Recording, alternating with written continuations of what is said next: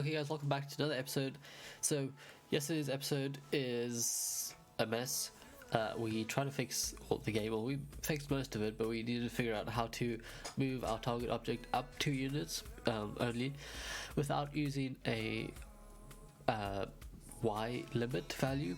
So we tried to figure that out, but we couldn't figure it out, but exactly like before, not exactly, but like literally like 5 seconds after we stopped that video I figured out how to do it, so that's why I am recording this video right now. It's like 10 minutes after that, so I don't want to forget it, so I'm going to pop in here quick and record this video, and then after we figure out that or fix that issue, we are going to then start working on randomly generating our target objects in different locations, because when we figure out how to move them up and down without using a maximum Y value, the majority of the game is pretty much done. Then we just need to figure out, we need to figure out how to spawn them in different locations. Not different locations, sorry. We've already spawned them in different locations on each level. We need to go and generate them randomly on different levels. So let's jump into the game here and quickly fix that. So yesterday's episode was a bit of a mess. We tried to figure out how to get our Santa's head to move up 2 units and then back down, but you can see we failed. So that's why they're just moving straight out of the scene. So there you go, you can see they're constantly moving up. So let's go into our script here and figure this out. So what we need to do is, we don't really want to use our, yesterday we had, I think, can we go back? Yeah, so yesterday we had these values here. We had 3 different Y transform max limit values that we used to move our target object up to, and then once it reached that value, it would come straight back down and move down continuously until it hit our out of bounds box, which is this box over here. But we don't want that, because if we do that, whenever we move a target up, we had to pass in this value, which we don't want, because then we would have to pass in 3 different values every time we spawn our target object on the different levels.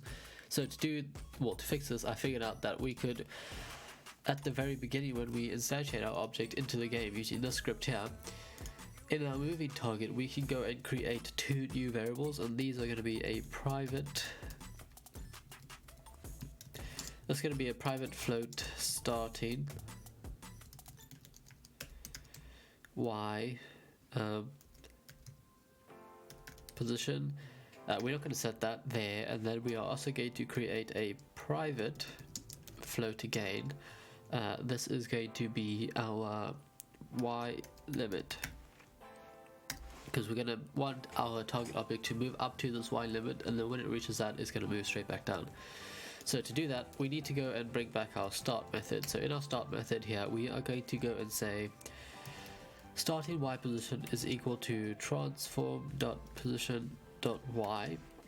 So that's going to set our position of our starting Y position. So whenever we spawn in a target object, as soon as it spawns in, it's going to get the current Y position and assign that to our starting Y position float up here.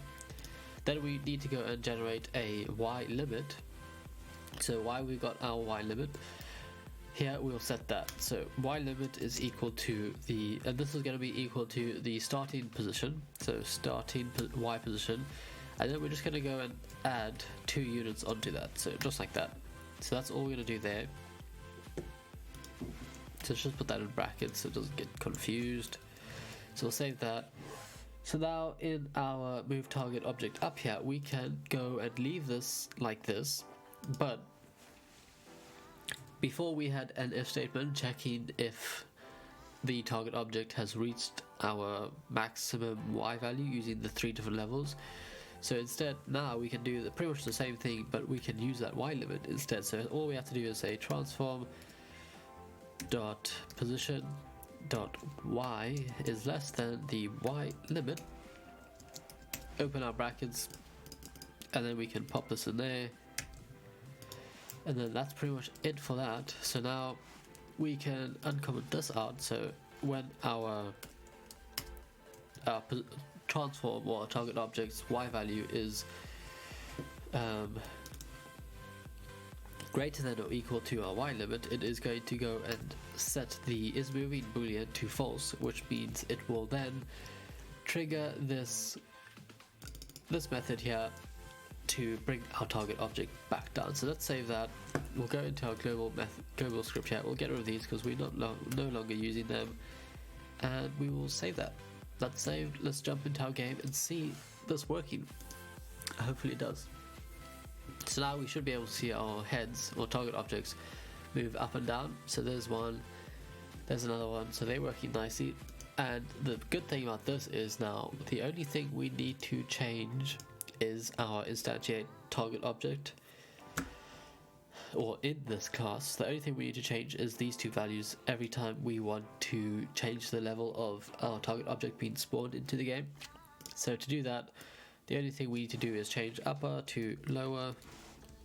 The same here, we're going to change this to be more efficient as well, so we can say lower, and then we can jump back into our game and play the game, and you'll see that instead of our target objects being spawned up here, they will now be spawned down here and pop up to the right location and then pop back down.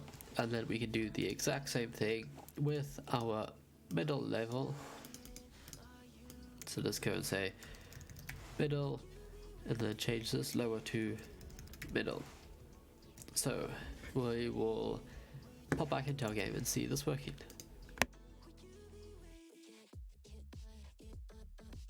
So now you should see that these target objects pop up from the middle wave, and they move up into, or in front of our upper wave, which is correct, and then they move back down. So you can see that they are hitting our out of bounds box, and then they are getting destroyed.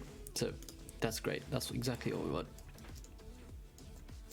So what do we want to do next? We need to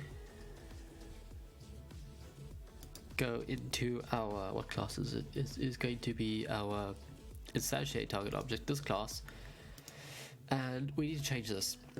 So this we are going to change to level. We are just going to pass in an int level like that.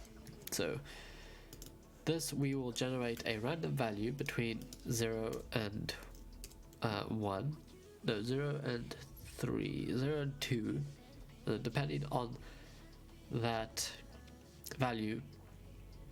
We will instantiate a target object into that level. So let's go and figure out how to do this. So what we need is, actually before we do that, I'm going to, let's fix it up in here first. So let's go in here and say switch, forgot how to make a switch statement. Let's look it up quick. I haven't made a switch statement in a long time. Where's my internet? So I'm just going to pull this up to the side so that I can use it as reference. Or what is it? C# switch.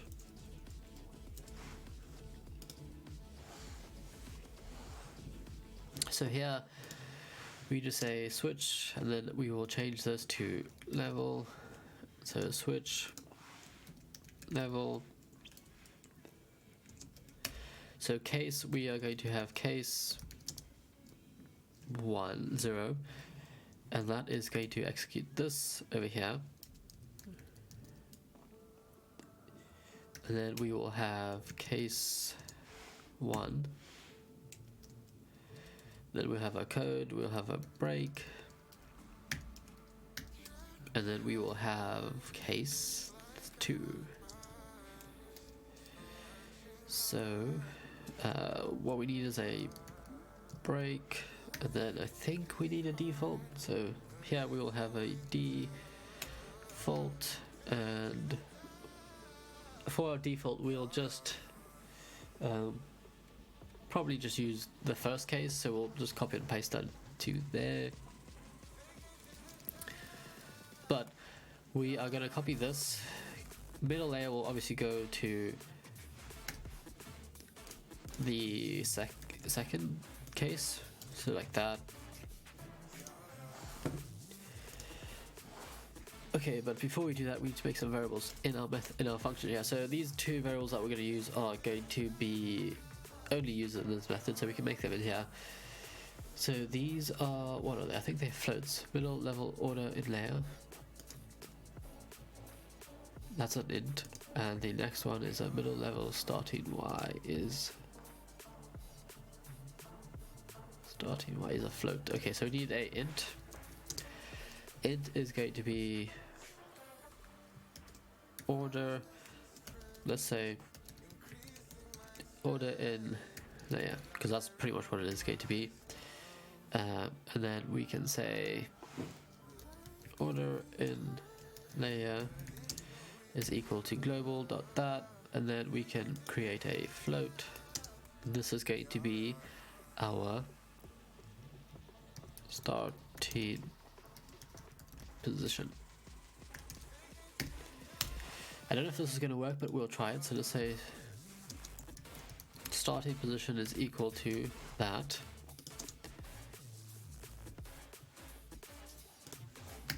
I think that should be fine. So we can copy and paste that there, and then we can also copy and paste it there, and then I think we need to, what do I do? Not over there. We need to paste it over there. So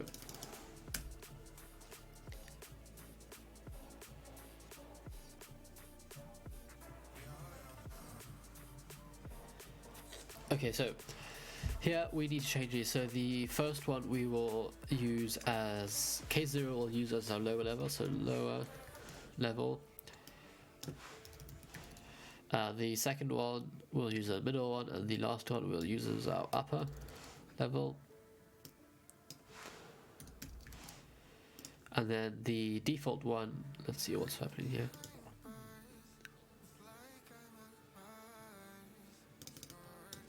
Okay, so default I think just needs to be break. I don't really, I can't remember. Okay, yeah, so we'll leave that like that. So now we can go and get rid of some of these. So order in layer.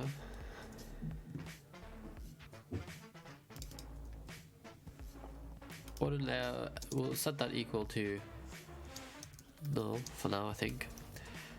Float, we don't need to worry about. Oh, we'll set it to equal to 0, and this needs to be changed to our starting position. So we'll save that, and then hopefully that will work. Use of unassigned variable. Okay, so starting position is going to be equal to 0 for now. I don't know. We'll see if this works. It should work once we get that sorted. Well, 0.0. Is that fine? F. 0F. Does that work?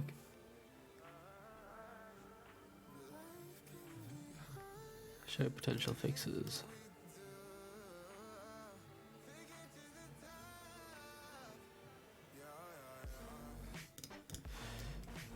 Why is that not working? Float starting position.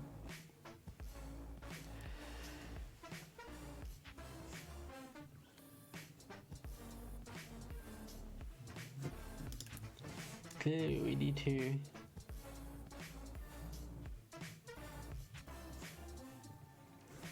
to pass in these as a default case, I think. Yeah, that's fine. Okay, so it doesn't really matter what our default case is because it probably will never get called. But now we need to go and change this over here. So we can get rid of this. And in here we need to pass in a integer or that's equal to 0, 1 or 2. So we can pretty much just say int random is equal to pretty much this exact thing. So I'm just going to copy that, put that over there, and then this just needs to be 0 and 2, I think it is. So we'll save that, return a random int within that. Okay, so I think that needs to be 3, I don't know, let's see. And then in here we'll pass in our random. So we can save that, and then we can go and see if this actually works. So let's play our game. Wrong way. Let's play it and see what happens. So do we get our Santa's heads popping up anyway? So that kind of works, that's fine. yeah, kind of works. That's good. So what you would do as a player, you would have to hit these quickly. So you hit them. It's kind of slow as well. We probably need to make it faster. So you can see it's working nicely. It's random, and yeah, that's good. So they are spawning on the middle one, they are spawning on the bottom one, and hopefully they're spawning on the top one, which is great. So what's next for the game? So we can save that. So I think we'll leave this here for today, and then probably in the next episodes we need to go and start working on interacting with our target objects. So when they pop up on the screen, we need to add a clickable object, or I can't remember what it's called, but you need to be able to click on the object and then destroy it, and then if you click on it and you get it, you get points or something. So then we also need to go and add in a canvas and add in some labels, and yeah, probably some effects when you actually click on the target, depending on how quick we can get through it. But yeah, that's pretty much it for today again. So thanks again for watching if you made this far, and I will see you in tomorrow's episode. Goodbye.